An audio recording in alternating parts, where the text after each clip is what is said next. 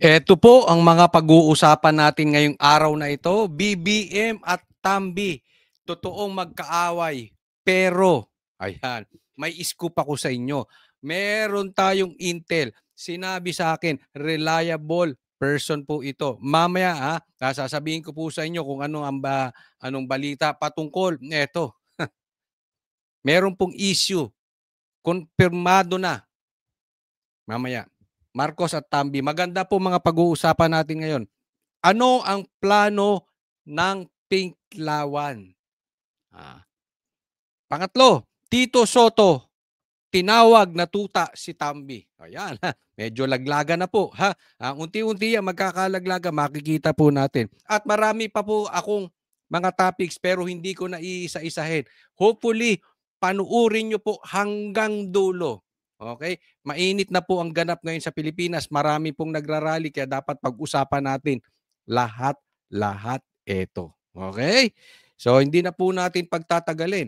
Okay? Pero sana pagpasok nyo pa lang, i-like nyo po agad itong video na ito. And lagi ko pong paalala, napaka-importante po niyang like na yan sa atin dahil yan po ay sa algorithm ni YouTube.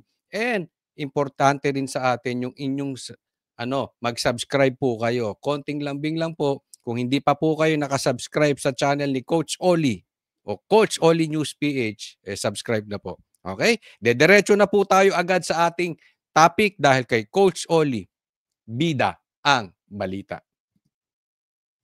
Pero yan. Bago tayo pumunta sa ating mga iba pang balita, yung mga sinabi ko kanina sa inyo, meron din tayong balita. Ito si Marcoleta, binanata na si Tito Soto. O talagang na-insulto si Tito Soto. Mamaya po yan. Dito muna tayo kay Auntie Claire. Yung paborito ninyo. O, di ba? Siyempre, panimula, pwede bang kantahan natin ng happy birthday ang Pangulo ninyo? O, kantahan natin happy birthday si Bongbong Marcos ha. Sige. At bago po tayo magtapos, batiin natin ang ating Pangulo ng maligayang kaarawan. Kantahan po natin ang ating Pangulo. Sabay-sabay po natin kantahan. Yung masaya. Yung masaya, Pambi. Para kayong walang gana. Etong media, kantahan po natin ang Pangulo, yung masaya. Happy birthday to you. Happy birthday, happy birthday. Happy birthday to you. Ang saya-saya. Ayan ang sinasabi ko eh. Baka nakakalimot kayo, ha? Paalala ko lang po. Ang binoto po ng media, ang binoto po ng mga pulis at sundalo, Duterte. Kasi siyempre yung mga empleyado, sikreto lang yan pero talagang ayaw niyang kay Bongbong Marcos. Okay. Meron ba namang happy birthday o happy birthday o sad birthday itong kinakanta nyo? Tingnan nyo, observe nyo sila ha. Ulitin natin. Ay magtapos, batiin natin ang ating Pangulo ng maligayang kaarawan. Kantahan po natin ang ating Pangulo. Sabay-sabay po natin kantahan. Yung masaya. Happy birthday to you. Happy birthday. Tingnan mo yung iba, walang pakialam. Birthday. Wala silang pakialam. Happy birthday to you. Ay nako, kawawa talaga to si Bongbong Marcos. Alam mo, ito yung sinasabi natin. Pagka hindi organic, bayaran mo. Bayaran mo ang isang tao para ikaw ay sambahin. Bayaran mo ang isang tao para ikaw suportahan. Wala sa puso. Samantalang pag organic yan, kahit hindi mo bayaran yan, gagastos pa yan. Di ba? Gagastos pa para masuportahan ng isang tao. Tama or tamang-tama? Di ba? Ayan po si Bongbong Marcos, nakakaawa talaga. Pathetic. Wala kasi Wala. Alam mo, Claire, dapat nare-realize mo, ineffective ka dyan. Hindi ko alam kung pagkatapos ni Bongbong Marcos, paano pa babangon to si Claire. Hindi na nga natin alam kung kaya pa ba niyang lamunin at bumuelta siya at magpaka-ipokrito. Kasi wala na talagang magtitiwala eh. Diba? Ayan no? Very obvious. Ay nako. O next po tayo. Pero happy birthday sa'yo, Bongbong Marcos. At saka yung bati ko sa'yo, bating masaya. Kawawa ka naman kasi. Next topic po. Ito, pag-usapan natin tong rally ha. Matindi to, matindi. Ito na. Dami ng galit kay Bongbong Marcos. Nagrarally na po. Pasok. Ito yung si ano eh. Ito yung anong pangalan nito? Si Aquino to eh. Ito yung parang Abnoy. Di ko sinasabing ano ka ha, Abnoy. Pero totoo naman, para kang Abnoy. Sige, tuluyan natin. Anong sabi nitong si ano? Mga nasa poder, ang pagsisinungaling ng nasa poder, ang pag-iiwas sa pananagutan ng nasa poder, galit ang aking nararamdaman. Galit daw. Galit ang aking nararamdaman. Kanino? Mga kasama, isang kwento po, 3 pangalan. Isang kwento, 3 pangalan. Tandaan nyo, tingnan nyong mabuti ito. This is very important. Bong Revilla. Bong Revilla. Juan Ponce Enrile. Nagbabalik na Jinggoy Estrada. Jinggoy Estrada, Revilla, Enrile, at nagbabalik na Jinggoy, Revilla, at saka nagbabalik na Enrile. Basta yan, 3 yan. Noong 2010 po, sila ang number 1, number 2, at number 5 sa ating mga senador. Ano yung nangyari mula 2010? Naibunyag ang Tidascam, sinipa si Jinggoy Estrada noong 2019, na isalba lang ng Administrasyong Duterte ang kurakot na si Bong Revilla. Kaya kita mo naman. Duterte na naman. So ibig sabihin na nabuking sila noong 2010. So sino yon? Sinong bida sa kwento niya? Yung tiyuhin niya. Ang linis naman. Ang linis-linis nyong mga Aquino. Hindi kayo komunista. Ang linis-linis nyo mga Aquino. Anong nangyari dyan sa hacienda? Ang lilinis nyo. So, bida. Tapos, binanggit yung Duterte na naman. Pero na-notice nyo dun sa 3? Ang problema natin, flood control projects. Ba't napunta na naman sa Duterte? Brad, bakla ka ba? Hindi mo nabanggit si Saldico. Ay, alam naman natin ang binanggit eh. Tingnan mo ha. Anong binanggit ng Diskaya? Tambaluslos, di ba? Saldico. Bakit ang pinaniwalaan nyo yung sinabi nung kabila? Anong sinasabit mo dyan si Jinggoy? Ako wala po akong pakialam. Kung may kasalanan si Jinggoy, kung may kasalanan si Revilla, kung may kasalanan si Rile, ikulong ninyo. Pero teka muna. Napakademonyo nyo, mga animal kayo. Bakit nililigtas nyo si Tambaluslos? Pambihira tong mga to. 11 po ang inabot, pero 4 milyong Pilipino ang tumalikod sa isang nangungurakot. Noong 2022, sinalba ng unity team na Marcos Duterte. Kasalanan. So, bida yung tiyuhin niya, kasalanan ng Marcos Duterte. Ligtas si Tambaluslos. Yan ang manonotice nyo. Si Jinggoy Estrada at noong 2025, sinipa ng taong bayan ang kurakot na Bong Revilla. At syempre, ang walang sawang, ang immortal na Juan Ponce Enrile ay tuluyang hindi na nakabalik sa Senado. Ano ang ibig sabihin po nito? Ang ibig sabihin niyan, tuta kayo ni Tambalus. Ganyan. Alam mo, napaka-importante nito. Nakikita nyo na kung gaano kalawak, gaano kalakas si Tambi. Ano sinasabi nila? Ang bagong leader ng mga komunista, di umano, ay si Tambi. Kayo na po humusga kung totoo o hindi. Sino nagsabi nun? Lagay nyo.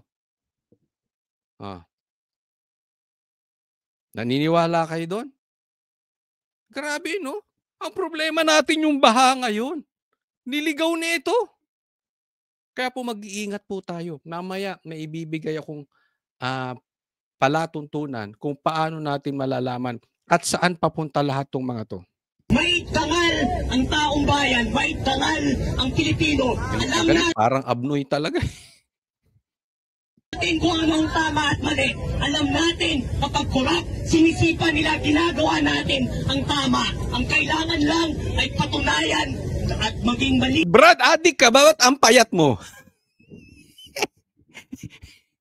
Ilaw na kung ano man yung ginawa ng mga nangungurakot. Kaya ang panawagan po natin, ayusin ang Independent Commission. Gawing totoong independent ito. Ito ang panawagan. Sa tingin mo malinis si Bam Aquino? Sa tingin mo malinis si Kiko? Ito tanong ko lang. Sa tingin mo malinis si Risa? Sa tingin mo malinis si Franz Castro? Kasi ang dami nyo nang dinamay eh.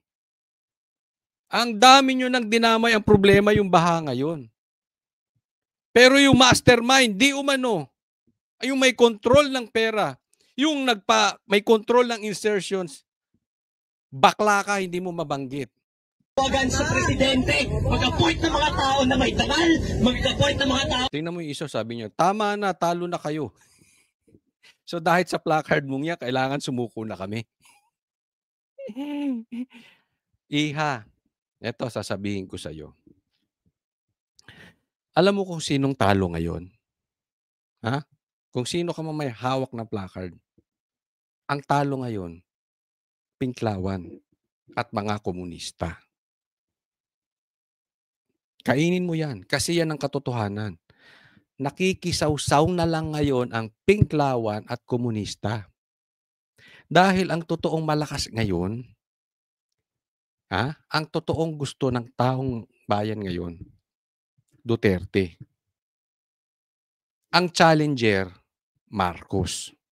Kayong Pinklawan, kayong mga komunista, kung nasaan man kayo sa lupalop ng mundong ito, nakikisawsaw na lang kayo.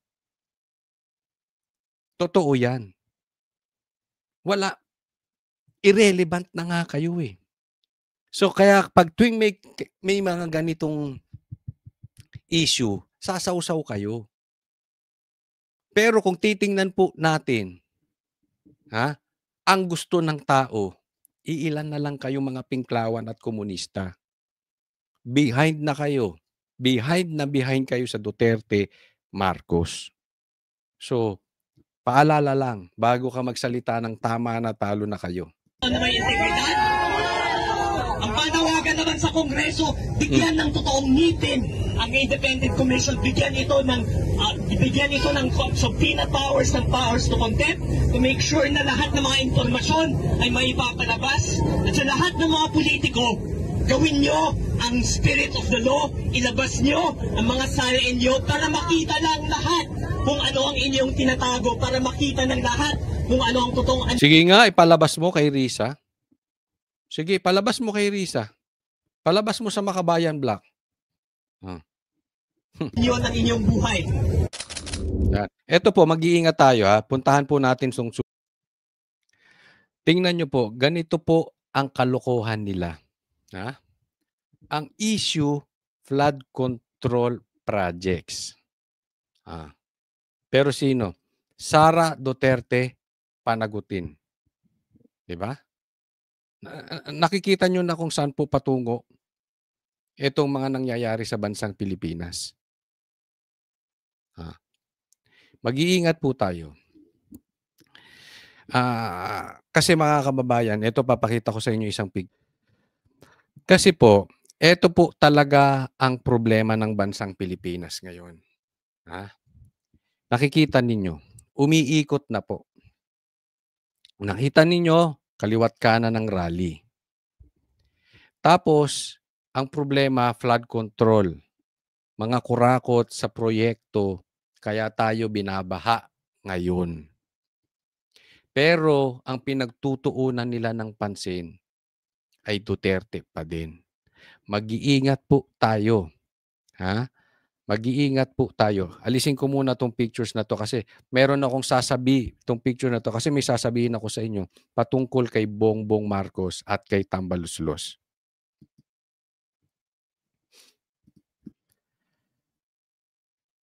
Eto, meron ako natanggap na intel at ang sabi ay magkaaway na daw talaga. Nagkakasigawan na nga daw.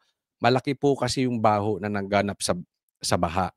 Alam natin, trinay nilang itago yan, pero hindi nila maitago-tago kasi nga ang problema, baha. 'Di ba? Sinubukan ni Bongbong Marcos itago 'yan, sabi pa niya, "Andiyan ang flood control, na-overwhelm lang." So, he tried, tinatago niya, pero hindi na talaga makontrol. So, ngayon nag-aaway na yung dalawa. Merong away ang Bongbong Marcos at Tambaluslos. Yan na po ang kaganapan ngayon. Kaya lang, sa sobrang laki ng problema ng Pilipinas ngayon, mag-iingat po tayo sa mga rally. Kasi po, pinapasok po ng komunista at NPA. Okay? Lagi kong sinasabi, ha? Yung piglawan nakikisawsaw. 3 po ang ipapakita ko sa inyo. Facts. Ang may kasalanan sa flood control na ito, directly or indirectly man, dahil siya ang leader, si Bongbong Marcos. Pangalawa, directly or indirectly si Tambaluslos. At yan po ang sinabi ng mga testigo na sila Diskaya. And that is public knowledge. Sino ba ang may kasalanan sa insertions?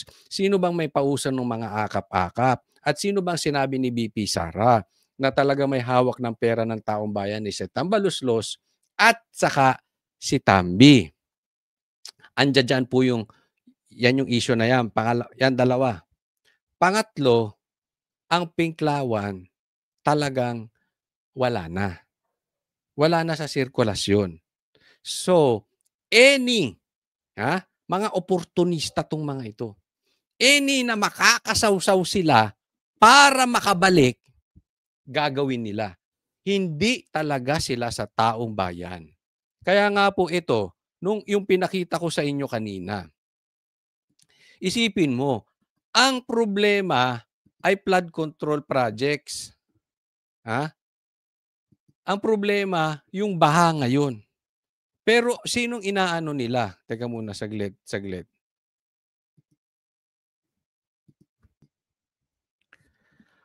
Sino pong iniipit nila? Duterte, di ba? Kasi hindi sila for accountability. Ang gusto ng Pinklawan, ang gusto ng mga komunista, makabalik sila. And we all know that, na ang komunista ay galit kay BP Sara.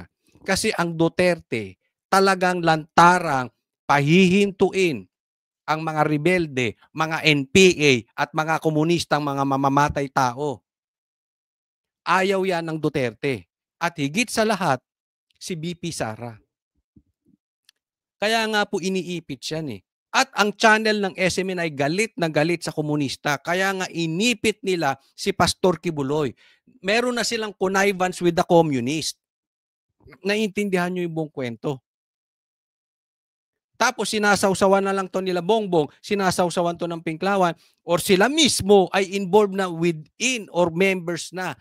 Hindi ko sinasabing that yan ay talaga nangyari, pero kita nyo naman anong kinagaganapan ngayon. So anong ibig sabihin? They are not for accountability. They are not for the taong bayan. Ang gusto lang nila, makapasok at ma-eliminate ang Duterte. Everybody knows that. Communist, NPA, pula, asul, green, DDS, alam, si BP Sara ang magiging presidente sa 2028. Unless patayin or unless pa-impeach. Kung masurvive niya yung mga kalokohan ng mga komunista, for sure, she will be the next president. So mag-iingat po tayo sa mga rally-rally. Kaya nga sinasabi ko sa inyo, tanungin po natin yung mga totoong DDS. Kasi, ang gusto, tandaan nyo po to, ang gusto ng Pinklawan, magrarally sila at magkakagulo. Okay? Hindi para panagutin yung mga dapat panugitin. Ito po ang kanilang plan. Nakalagay dito, Blueprint for Duterte Elimination. The Marcos Romualdez machine aided by the Lawans, Kakampings, and the left is orchestrating chaos. Gumagawa ng gulo, ng gugulo. not to bring Marcos down, but to keep him in power under martial law. Mag-iingat to. Kaya nga sabi ko sa inyo, ginugulo lang eh. Meron po kasing totoong rally ang Duterte. Yang Maysug, okay yan. Yang Maysug rally, galing kay Atty. Vic, okay yan. Kila ka Eric, okay yan. Iingat po tayo dun sa sausawan ng Pinklawans at saka mga komunista NPA. Mag-iingat tayo dyan. Kasi hindi yan talaga naghahanap ng katarungan. Ha? Gusto niyan magkagulo. Or gusto niyan, kasi nga alam nila na wala na silang magawa kay BP Sara eh. For sure, uupo yan. So pag sila ang nakakuha ng power, sila ang magtagumpay sa rally, ang gusto nila, sila ang bida at sila mag-uupo ng style EDSA, komunista style. Sila ang mag-uupo ng leader. Because sa patas na laban, si Bongbong, si Kakampinks at mga komunista, alam nilang hindi nila kaya si BP Sara. So, mag-iingat po tayo.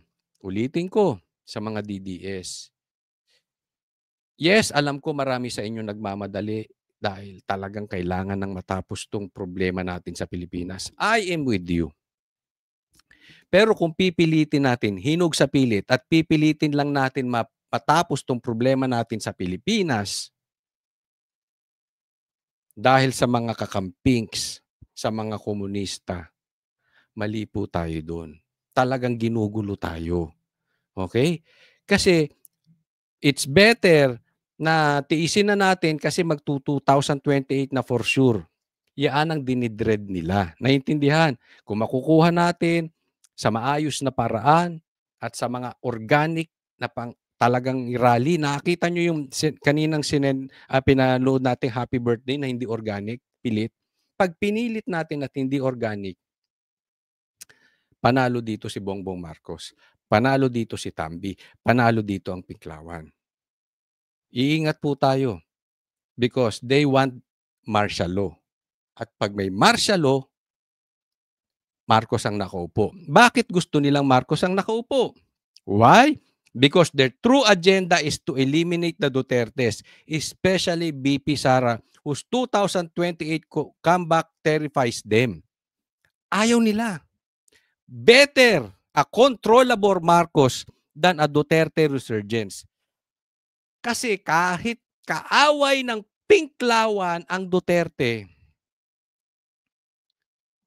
importante kaya nilang hawakan sa liig. Kaya nilang kontrolin. Kakainin na lang nila ang suka nila. Kakainin nila yung tinain nila kaysa makaupo ang Duterte. Because we know ang Duterte hindi mo kayang bayaran. Because we know ang Duterte tunay na ayaw sa komunista. Because we know ang Duterte tunay na ayaw sa magnanakaw. Yes, they are not perfect. Si PRRD nga, babaero, etc., etc. Yes, meron silang, may kanya-kanya tayong imperfection. Including me, including you all. Diba? Yan po ang nangyayari. Kaya po mag-iingat tayo. Pipiliin po. Kanina nga may mga nagme-message sa akin, saan bang rally pupunta ang Banateros? Saan ba dapat? Saan ba talagang rally? Sabi ko, mag-iingat po tayo. Ha? Anyway, ang Banateros magpo-post kung saan ang dapat na rally. Okay? Pero kung hindi man kami makapag-post parati, kasi ang gulo na, dami ng rally. Tingnan nyo yung mga totoo. Let's be very careful here. Kaya paalala. Sabi ko sa inyo may mga Trojan horse, di ba?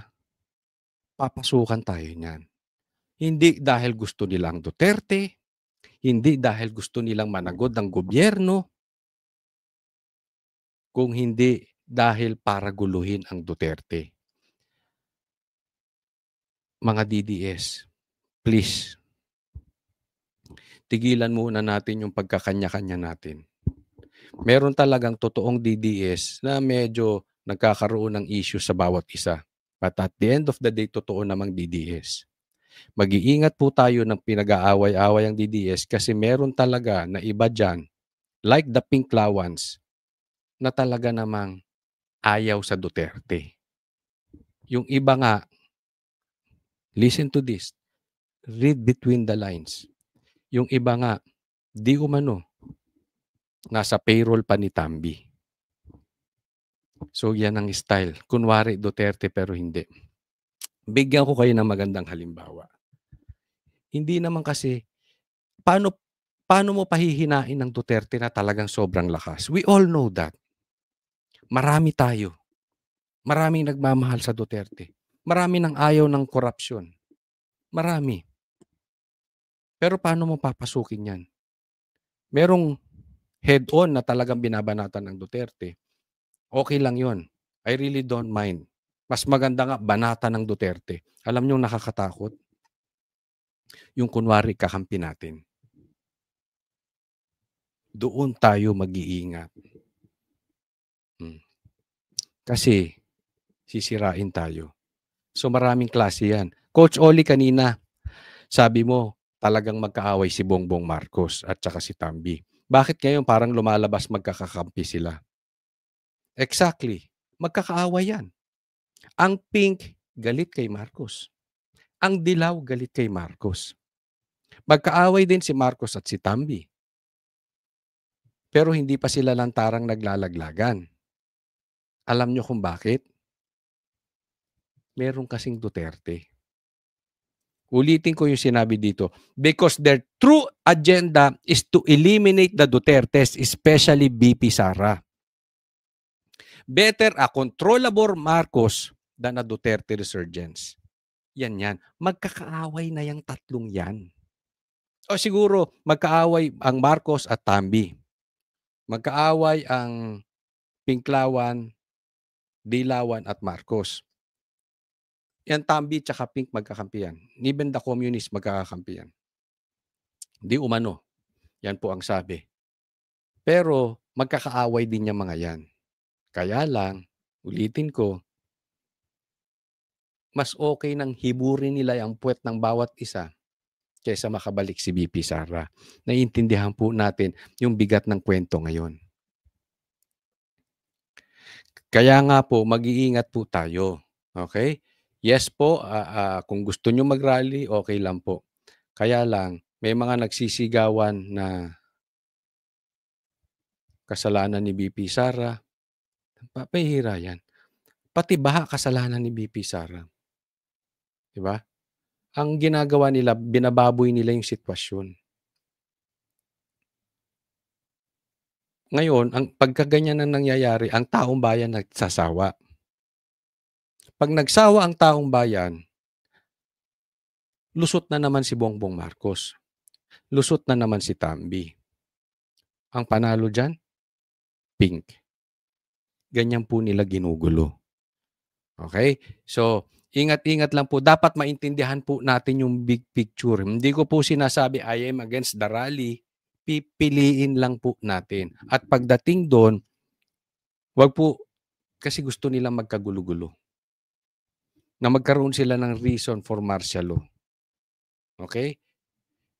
As of today, malakas po si BP Sara. Wag po nating pilitin dahil nasa atin ang alas. Ito po, pakita ko next. Paalala ko sa ating mga kababayan, ito talaga ang ating problema. Okay? Ito pinost ni Bobby Tiglao sa Facebook niya. At ito tanong natin. Okay? Saglit. Subukan kong lakihan. Ito, dito tayo mag-focus kasi po mga kababayan ko, ito ang ating talagang problema. Okay? Ito po ang tanong natin kay Tambi. Speaker Martin Romualdez. Totoo ba ito? Kaya sabi ni Bobby Tiglao, got this, Mr. Speaker, please confirm or deny. Hindi ka namin pinagbibintangan. Pero ito po yung nakikita natin. Alam naman natin, naglalabasa ngayon sa Facebook yung Okada, patungkol sa Okada about kay Tambi Luslos. Ito meron pang isa. Matindi yata. Basahin natin. Speaker Martin Romualdez is building a 1 billion house in McKinley. Diyan sa malapit dyan sa BGC. Bahay, 1 billion. Ang lupit, I know the PM designer, and suppliers in Speaker's house. McKinley across church, 5 houses in 1 hectare. Isipin mo, 1 hektarya, 5 bahay. 1 billion for 1 house at least. So, 5 bahay. Tigwa 1 billion po ang proyekto ni Tambaloslos. Sumagot ka, Tambi. Huwag kang duwag. Ikaw ang speaker. Huwag mong pasagutin kung sino-sino yung mga kinukuha mong speaker na si Abante o si Barbers. Huwag po tayong papaligaw sa Pinklawan kasi iniwas nila to si Tambi. Punta tayo. McKinley across church, 5 houses in 1 hectare, 1 billion for 1 house at least. Structural, 200 million. Fit out work, 100 million. Tiles, 100 million. Pambihira. Tiles pa lang. Habang ang Pilipino nalulunod, namamatay sa baha. Tiles pa lang. 100 million na. At ang sabi ng source, kilala niya pa ang supplier, designer ng bahay. Bintana, windows, 150 million. Bintana lang. Pintuan, 20 million. Ilaw, 15 million. Wallpaper or tile clad, 30 million. Modular cabinet, 60 million. Fixtures, 50 million. Furnitures, 80 million. Kitchen, 82 million. Brand is, hindi ko nga mabasa ito. From France, La Corne. Ang bihira. Ang alam ko lang na brand, Shopee. Brand is La Corne. Tama ba ang ating pronunciation? From France. Lupit, no? Isipin mo, maraming Pilipino sa atin, hindi man lang makakita ng 1 million. Sa kanya, tiles pa lang. Million na. Bintana, magkano na? 150 million. Tapos itong mga nagrarally. Nakapokus kayo sa confidential funds ni BP Sara na 150 million.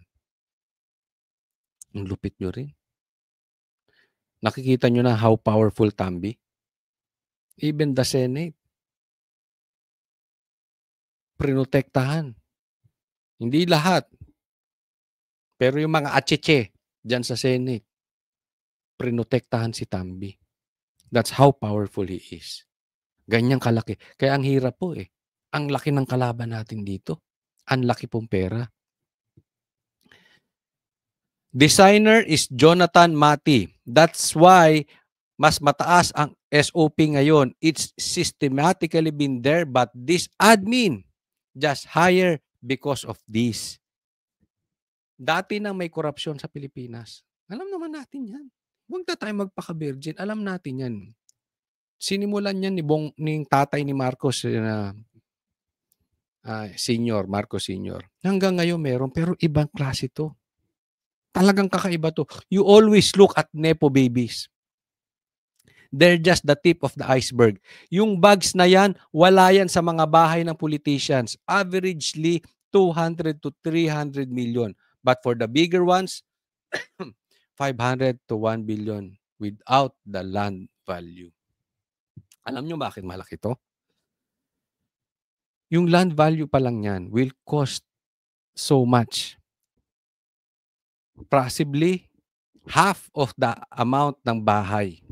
Lalo na kung sa Forbes yan. Kaya nga hindi ko maintindihan bakit may mga nagrarally ngayon ang kinakabahan mga taga-Forbes.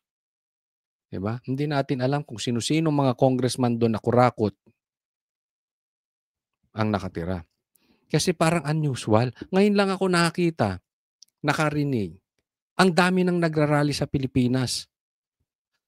Even nung panahon ko, ilang taon na ako, ngayon lang ako nakarinig na may nagrarally na takot yung mga taga-Forbes. Ibang klase, di ba? Kasi po dahil sa ganito, grabe ang mga bahay. So wala pa yung lupa rito. Ang presyo 200, 300 million. Baka ito lang yung mga tuta, ha? Mga tuta lang ni Tambi. Pero with the likes of Tambi, possibly ganyan, 500 to 1 billion. Wala yung lupa.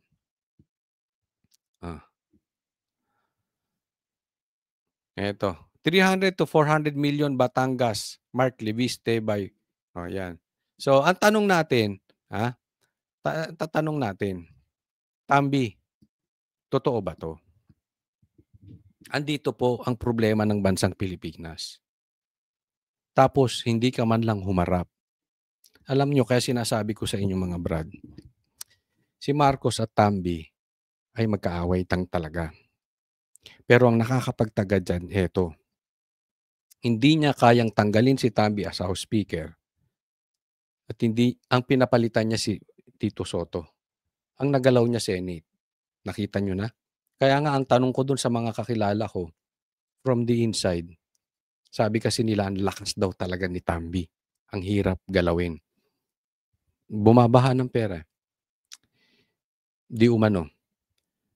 Pero ang sabi, ang tanong ko sa kanila, malakas ba si Tambi o mahina si Bongbong? Weak talaga si Bongbong. Sila mismo aminado. Parehas. Malakas si Tambi, weak na si Bongbong. Hindi magalaw-galaw. Kaya hanggang dyan, nakaupo. Kasi kung seryoso si Bongbong Marcos, dapat pauwi niya si Saldico. Magkaroon siya ng statement. Kasi ito si Saldico, pwedeng ginagawang fall guy din. Posible, di umano, nasabi nila, ayaw din niyang payagan ni Tambi umuwi. Kasi matatanong dito. So kung si Marcos talaga gusto ng totoong investigasyon, dapat doon pa lang makikita mo kung hindi bias si Bongbong Marcos eh. Dapat doon pa lang kinakastigo niya na, teka muna, pauwiin mo yan. Di ba? Napauwi nga nyo si Tebes. Napauwi nyo nga, napakawalan nyo nga si De Lima. Nakidnap nyo nga si Tatay Digong. Si Roque nga, pinauwi ninyo. Samantalang kay Saldico, walang komentaryo ang presidente. Medyo nakakapagtaka yun. Di ba? Hindi po ba kayo nagtataka na nagkakaroon dito ng problemang malaki? Ang bansang Pilipinas. Nagkakampi-kampihan na po. Tinatago nila yan. Kaya, ulitin ko, kaya pag-iingat po sa atin dahil ibabagsak nila to sa Duterte. Maging mapagmatsyag, mapagmili ng mga susuportahan. Ang nakakatakot, ulitin ko, yung Trojan horse. Ulitin ko, ang problema, ay yung mga rally. Manggugulo. Kaya hirap po tayo ngayon makabuo ng totoong rally ng mga DDS. Alam natin marami tayo. Pero ginugulo nito mga to. Mag-iingat, papasukan tayo ng mga komunista, pinklawans, at mga bata ni Bongbong Marcos at Tambi. Paalala lang po, dun sa mga hindi ko pa po subscriber, huwag pong kakalimutan, mag-subscribe po kayo and i-like nyo po itong vlog na ito. Maraming salamat po. God bless everyone.